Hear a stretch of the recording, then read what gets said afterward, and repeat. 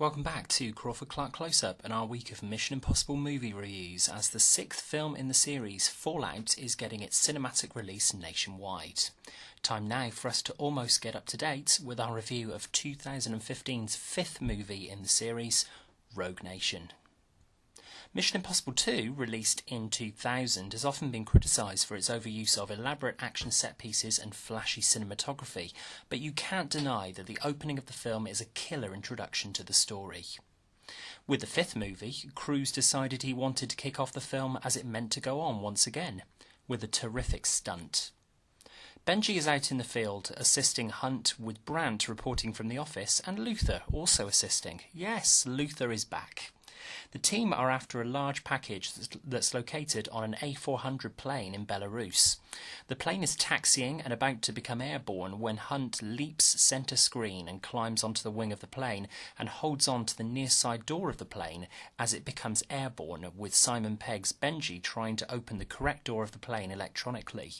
It's an amusing and jaw-dropping opening, as once again this is Cruise risking his life for the art of movie making and thrilling the audiences who come back every time for bigger and better stunts than they got last time. Chechen separatists are aboard the plane, and one goes to the back of the plane when he discovers the door is open. He turns around and finds Cruise strapping himself to the package and about to parachute out the back of the plane with the cargo.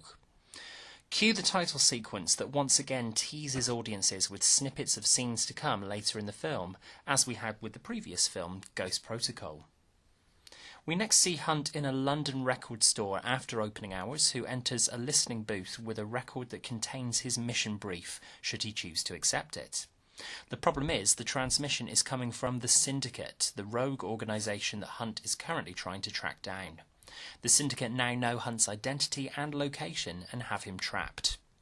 Hunt is gassed in the booth, and he looks into the eyes of the film's villain, Solomon Lane, played brilliantly by Sean Harris, as Lane callously shoots dead the record shopkeeper.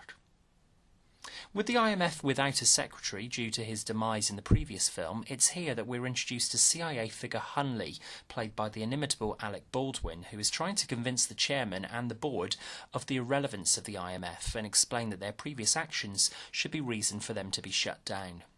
The chairman appoints Hunley to first point of authority, and Jeremy Renner's Brandt can only watch on. Back to Hunt, and somewhere in subterranean London he is tied up and interrogated by men and one woman. The woman proves her worth by helping Hunt to overcome the interrogators and escape. Hunt is as clueless as the audience as to the identity and motives behind this woman. All we'll learn this early is that she is Ilsa Faust, and she's played by a brilliant newcomer to the series, Rebecca Ferguson. With Hunley insisting that Hunt will be captured and brought in by the CIA shortly and that Hunt's days are numbered, we jump forward 6 months to find Benji facing another weekly lie detector test to inform the CIA of Hunt's whereabouts. Genuinely not knowing where Hunt is, Benji receives tickets to the opera in Vienna out of the blue and decides to attend to get out of the country. There, Hunt makes contact with Benji, and together the two of them must halt a plot to assassinate the Chancellor of Austria by members of the Syndicate. The opera sequence is complex and intricately staged as the film's first main action set piece. Returning to the scene is the enigmatic Ilsa, and Ethan tries to stop the assassin's plan. The score itself, this time from talented composer Joe Kramer, most famous prior to this film for his work on previous Cruise film Jack Reacher in 2012, directly weaves in the melody of Nessun Dorma from the performance, not just in this particular scene, but later in the story, and Rogue Nation ultimately has the best score to date in the series. Evocative, full of fresh sounds, and there's an urgency in the music that we've rarely seen before in this series. It's 50 minutes into this film before we hear Harris's shadowy Solomon Lane utter a single word, and we learn at the same time that Faust is in cahoots with Lane. She appears to be a double agent, working both sides and gaining Hunt's trust.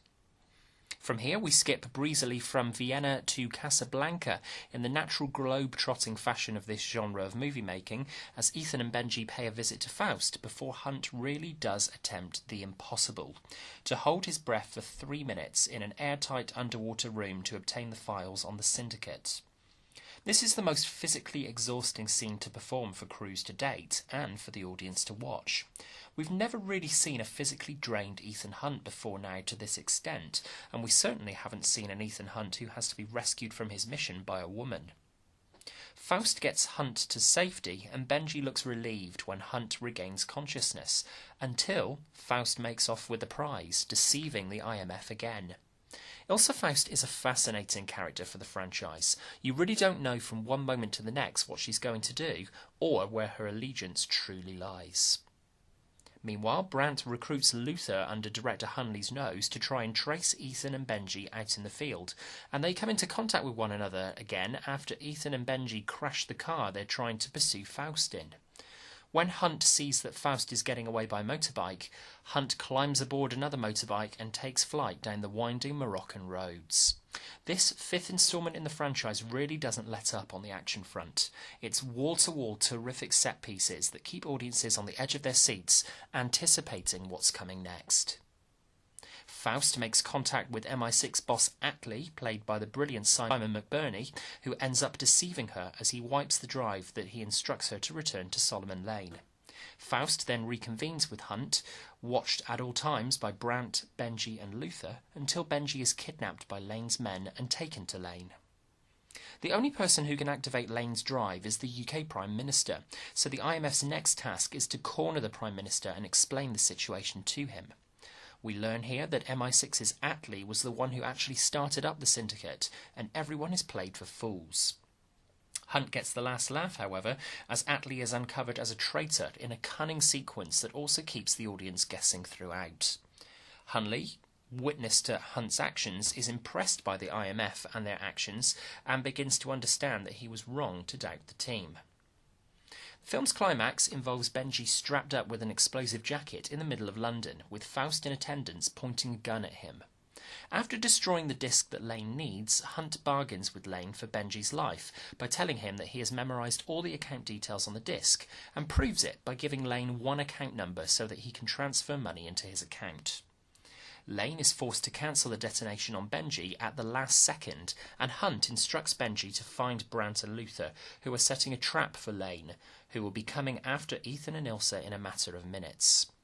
Lane chases Hunt on foot through back streets in London, but ends up following Hunt down a hole and into a glass box constructed by Luther and Brandt, which the IMF pump gas into. Lane is trapped and imprisoned by IMF as the story comes full circle from Hunt's imprisonment at the opening of the film. As the film ends, Faust departs, ensuring that the character can return in a future instalment in the franchise, and Hunley asks the board to reinstate the IMF. Brandt welcomes Hunley as the new secretary for the team. With each successive entry in the series, Cruise has decided to bring a new director to the fold to breathe new life and ideas into the series, and it has made each film different to the next. For the fifth in the series, Cruise brought in acclaimed director Christopher McQuarrie, who had written and directed Cruise's project Jack Reacher in 2012. What McQuarrie gives us is the tightest mission of them all so far. The pace is riveting, the action is first class, and the casting is brilliant in this fifth outing.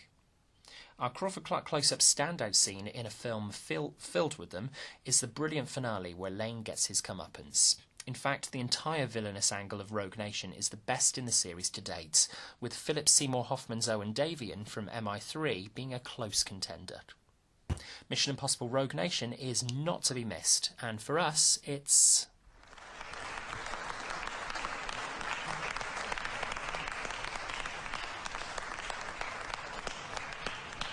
What do you think of Rogue Nation? Do you agree with us that up to this point in the franchise it's the best entry? Let us know your thoughts in the comments below, and if you like this review, please subscribe to the channel for more. You can find Crawford-Clark Close-Up on Facebook and Twitter, and you can drop us an email with your suggestions for future reviews on the channel, crawfordclarkcloseup@gmail.com. If you're watching these films for the first time and watching our reviews of each, you'll be pleased to know that we're now up to date with the Mission Impossible series. Our final review in this season is for the newly released Mission Impossible Fallout, and with the rave reviews it's been receiving so far, could it be another series high for the IMF? Find out next time. In the meantime, thanks for watching, and until next time, that's a wrap.